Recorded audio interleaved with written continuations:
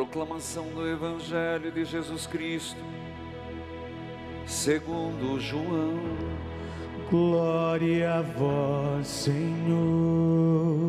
Naquele tempo,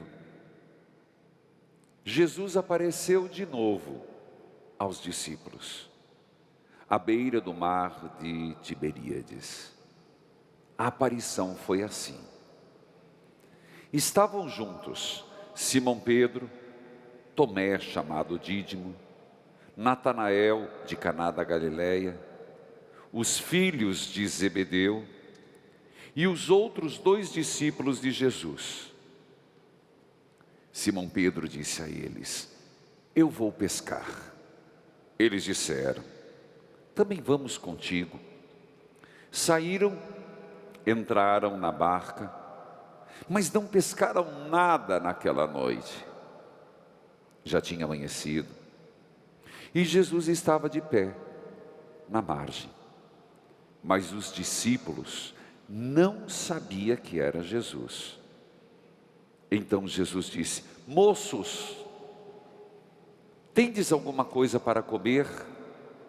Eles responderam: não. Jesus disse-lhes: lançai a rede à direita da barca e achareis. Lançaram, pois, a rede e não conseguiram puxá-la para fora, por causa da quantidade de peixes. Então, o discípulo a quem Jesus amava disse a Pedro: é o Senhor. Simão Pedro, ouvindo dizer que era o Senhor, vestiu sua roupa, pois estava nu, e atirou-se ao mar. Os outros discípulos vieram com a barca, arrastando a rede com os peixes. Na verdade, não estavam longe da terra, mas somente a cerca de 100 metros. Logo que pisaram a terra, viram brasas acesas, com peixe em cima e pão. Jesus disse-lhes: trazei alguns dos peixes que apanhastes. Então Simão Pedro subiu ao barco, arrastou a rede para a terra. Estava cheia de 153 grandes peixes. E apesar de tantos peixes, a rede não se rompeu. Jesus disse-lhes: vinde comer. Nenhum dos discípulos se atrevia a perguntar quem era ele, pois sabiam que era o Senhor. Jesus aproximou-se, tomou o pão e distribuiu por eles, e fez a mesma coisa com o peixe. Esta foi a 3ª vez que Jesus, ressuscitado dos mortos, apareceu aos discípulos. Palavra da salvação. Glória a vós, Senhor. A palavra de Deus perdoe os nossos pecados. Amém. Tu te abeiraste da praia. Tu te abeiraste da praia, não buscastes nem sábios nem ricos, somente rede, que eu te siga. Senhor, tu me olhaste nos olhos a sorrir, pronunciaste meu nome lá na praia. Eu larguei o meu barco junto a ti, buscarei outro mar. É a 3ª vez da aparição de nosso Senhor. nessa catequese da ressurreição. Você tem gostado? Inclusive algumas pessoas sugeriram para depois fazer uma pequena coletânea dos evangelhos dessa semana. Pode ser, pode ser. Catequeses do ressuscitado, não minhas, do evangelho, e as explicações, é claro. Mas filhos, tudo começou no mar da Galileia, no lago de Tiberíades, como quiser, que é um lugar, para quem está na Galileia, é encantador aquele lago, amplo, profundo, parece um mar. Foi lá que Jesus, andando, chamou Pedro, João, os filhos de Zebedeu. Foi lá que o Senhor o chamou. Sabemos que depois do chamado foi um processo longo, um processo de 3 anos em vida pública, Pedro com ele, João, Tomé, os apóstolos. Se intensificou nos últimos dias em Jerusalém, dias sombrios, horríveis. E nosso Senhor, quando apareceu, disse: saiam de Jerusalém e voltem para Galileia. E eles voltaram. Voltaram para a vida simples, não que antes não fosse. Voltaram para os seus afazeres. Lembremos que a grande parte, a maioria dos apóstolos, nasceram e cresceram sendo pescadores. E é natural que eles voltem para o antigo ofício, voltem a ser pescadores. Ainda esse momento de pós-ressurreição, não esqueça que é o momento que os apóstolos estão no medo, na frustração, no remorso. Isso nunca pode nos sair do horizonte. Mas esse evangelho tem algumas particularidades. Eu sei que se eu abrisse para perguntas, muita gente ia perguntar, mas isso? Súcio era um que sempre me perguntava, e tenho certeza que tem muita coisa para perguntar, porque esse evangelho tem muitos elementos. Vamos tentar. Você lembra a chave de leitura?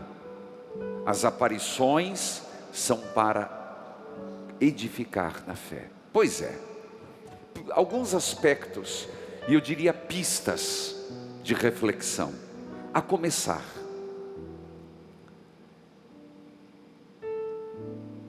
João, o evangelista, era um dos que estava lá. E ele conta um fato, que eles estavam na Galileia, do lado do mar, ali, naquela região. E Pedro, que chamamos o chefe dos apóstolos, o príncipe dos apóstolos, o primeiro, ele diz: vou pescar. Ele diz: vou. É algo impressionante, porque depois da ressurreição, cada um podia ter voltado para o seu canto. Mas é impressionante que Pedro continua, apesar de tudo que aconteceu no Calvário, no sepulcro, tudo que aconteceu, eles permanecem unidos. É impressionante perceber esse aspecto, que eles não debandaram. E essa reflexão é importante, porque às vezes eu vejo quantas pessoas que por problemas que enfrentam, a comunidade gera problema, o ser humano gera problema.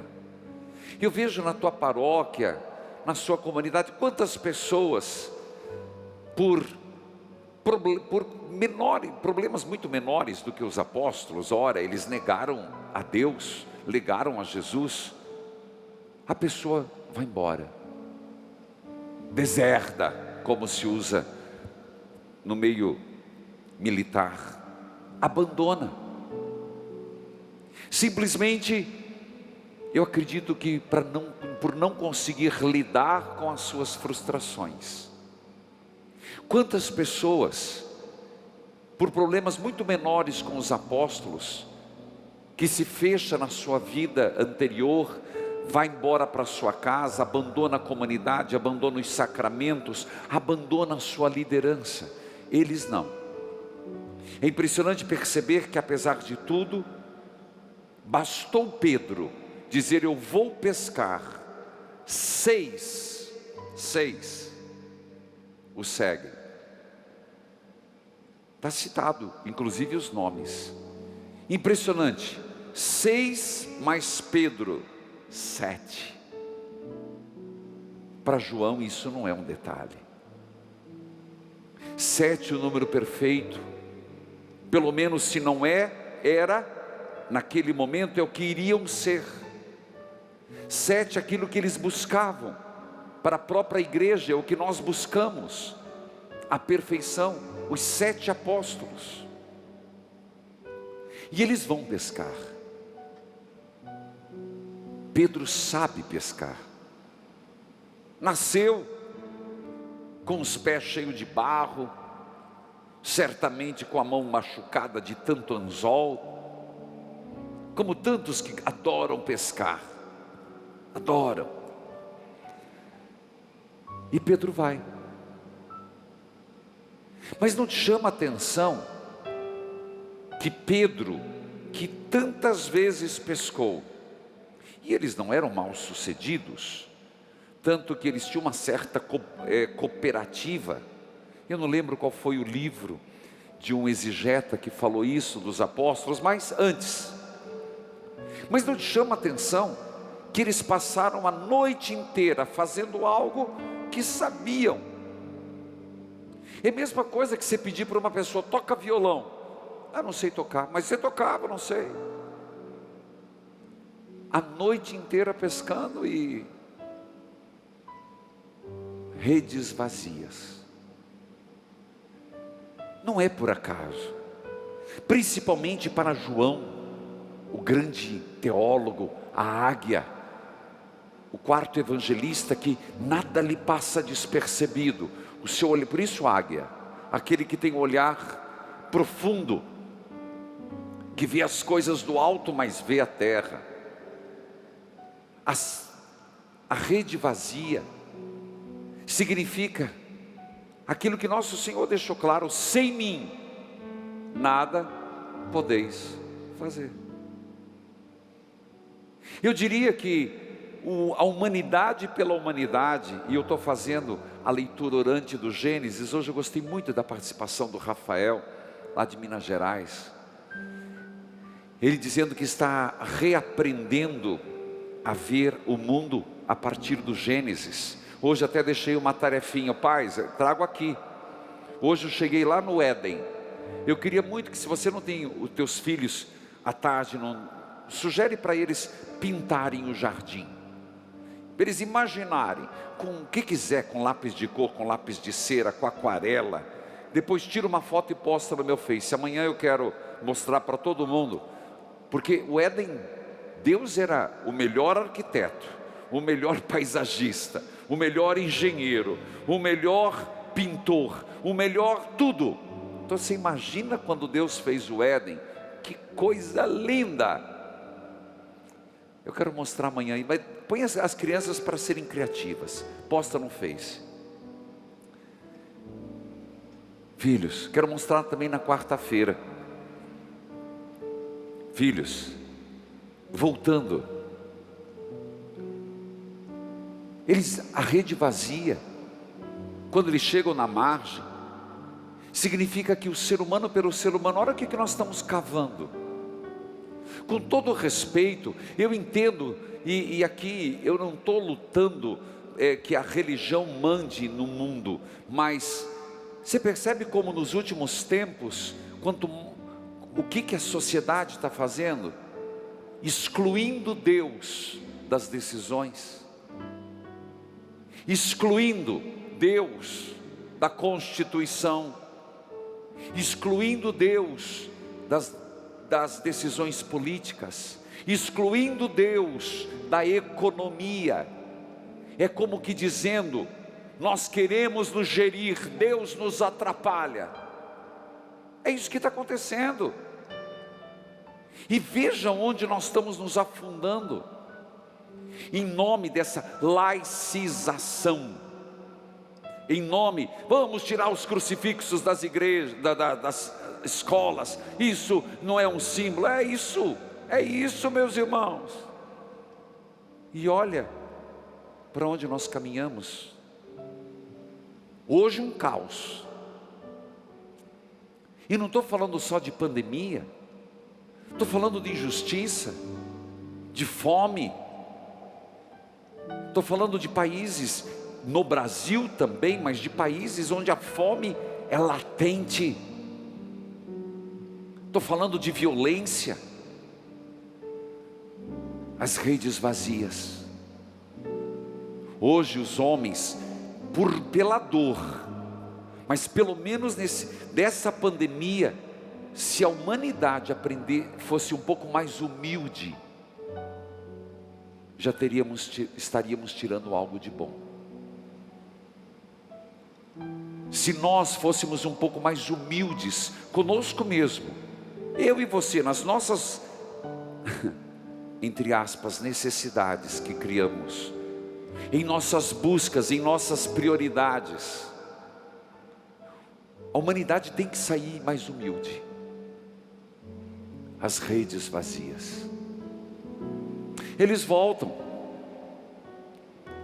Eu não posso me delongar, tem horário para terminar, pelas rádios irmãs e TVs irmãs. Eles voltam para a praia e não reconhecem Jesus. Aqui tudo que eu falei ontem, no sermão anterior, sobre o corpo de Jesus, divino, diferente, etc, não era um fantasma, lembra de tudo isso? Já não preciso explicar. Eles viram, mas não reconheceram. É um processo. E Jesus pede: vocês têm alguma coisa para comer? Eles têm que dizer não. Perceba que aquilo que eu falava, não basta a humanidade passar pela pandemia, não basta nós estarmos passando tempos difíceis, claro que está difícil. Deus nos livre que fique pior, não só na pandemia, mas na economia. Mas não basta isso, basta admitir: não temos peixe, nossa rede está vazia. Quando os apóstolos admitem isso: moços, tendes alguma coisa para comer? Quando eles têm a humildade de dizer não, já é 50% da cura. Então ele diz: lançai a rede à direita. Impressionante. Alguém que passou a noite inteira pescando, já era dia, pescar de dia. Pedro nessa hora podia dizer: Senhor, ou ele não sabia, mas ele podia simplesmente ter sido cabeça dura, queixudo, e falar: não vou não, eu já estou cansado, vou nada. Mas ele foi. O texto diz que lançaram a rede. Aqui João quer dizer que de alguma forma eles perceberam o Senhor, eles obedeceram, lançaram, e a rede ficou cheia.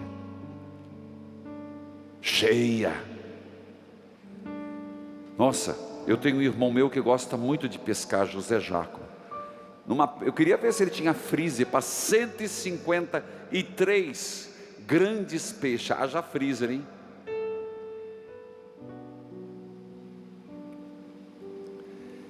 Os detalhes são importantes. 153. Por que 153? Talvez você pensou que naquele momento eles pararam e contaram. Pode ser.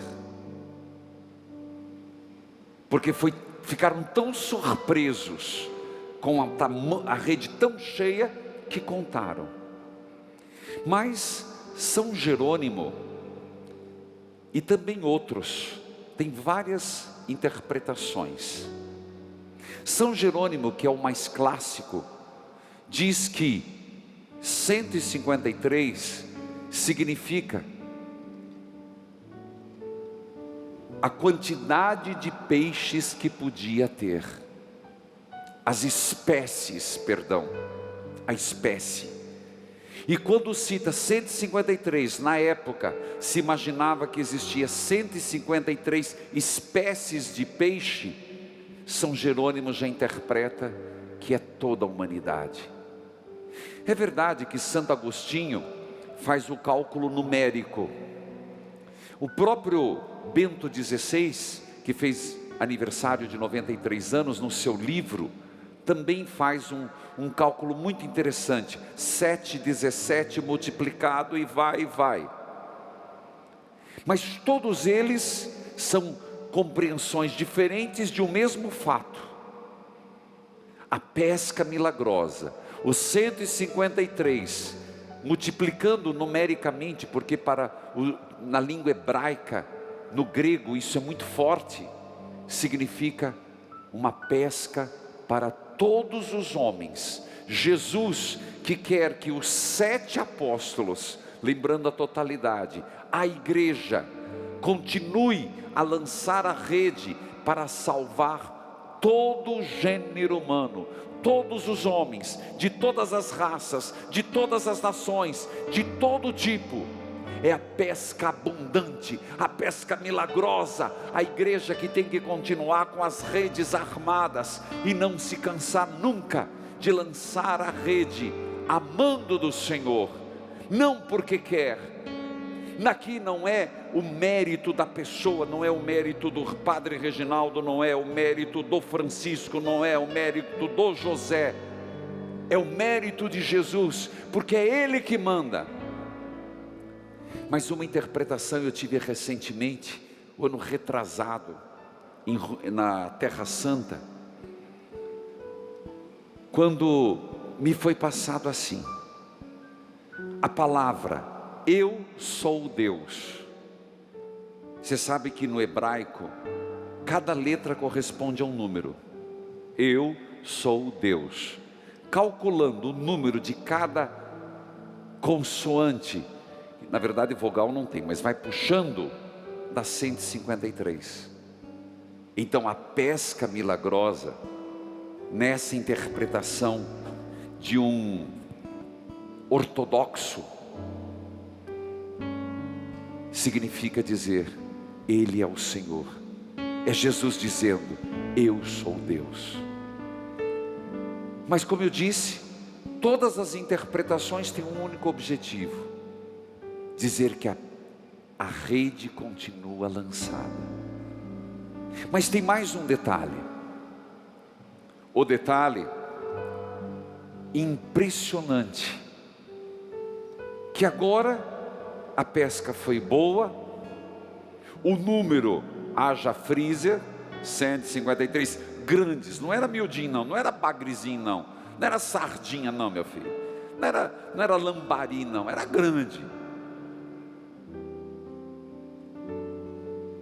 Quando eles chegaram, o Senhor já tinha preparado. Não te chama atenção? Quando chegou, tinha pão, tinha brasa acesa, fogo aceso, tinha brasa. É verdade que ele pediu, e isso significa, não dá para ir adiante, mas como o Senhor aproveita, e Ele precisa dos peixes, quando Ele pede, me traga alguns peixes, é que o Senhor conta com a nossa pesca, Ele conta com o nosso esforço, Ele conta com o nosso empenho, Ele manda, mas Ele conta com o nosso sim. E por isso naquela brasa, naquele banquete de solicitude, naquele banquete onde o Senhor nos surpreende, porque Ele prepara, olha para a Eucaristia, a brasa acesa, o pão, o peixe. Mas Ele pede para os apóstolos: dê peixe que vocês pescaram, mas eu tenho pão, eu lhes ofereço. Meus irmãos, a riqueza da palavra de Deus,